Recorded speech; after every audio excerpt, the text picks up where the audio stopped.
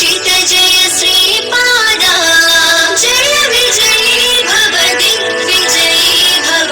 श्रीमदखण्डा श्रीविजयी भव सत्य ऋषीश्वर दुहितानन्दन पापनार्यनुत श्रीचरणा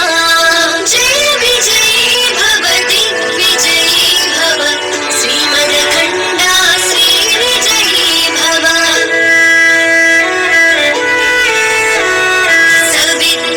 सवितृकाठकचयन पुण्यफल भरद्वाज ऋषिगोत्र सम्भवा जय विजयी भव दिग्विजयी भव श्रीमदखण्डा श्रीविजयी भव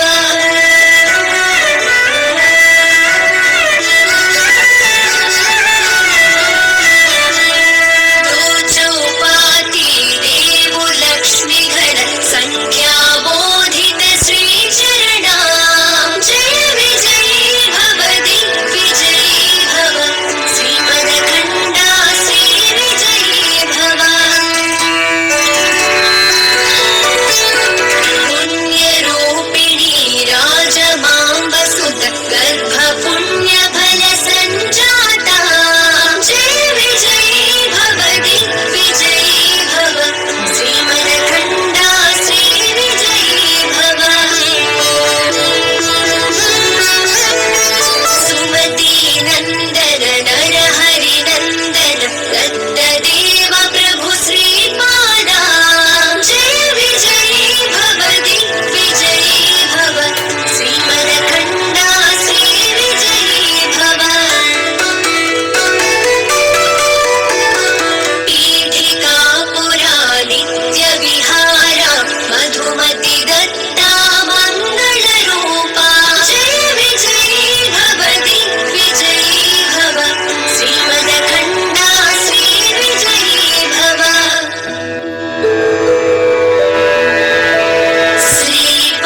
श्रीपादराजं शरणं प्रपद्ये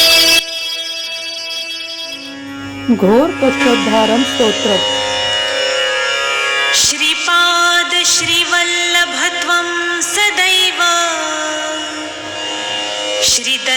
श्रीदत्तास्मान् पाहि देवाधिदेव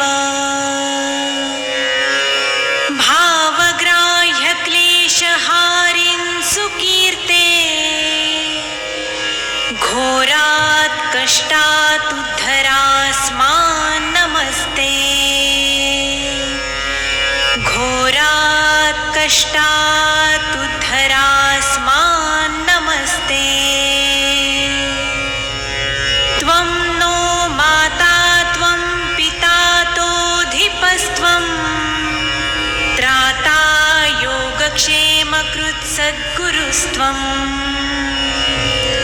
त्वं सर्वस्वं नो प्रभो विश्वमूर्ते घोरात् कष्टात् उद्धरास्मान् नमस्ते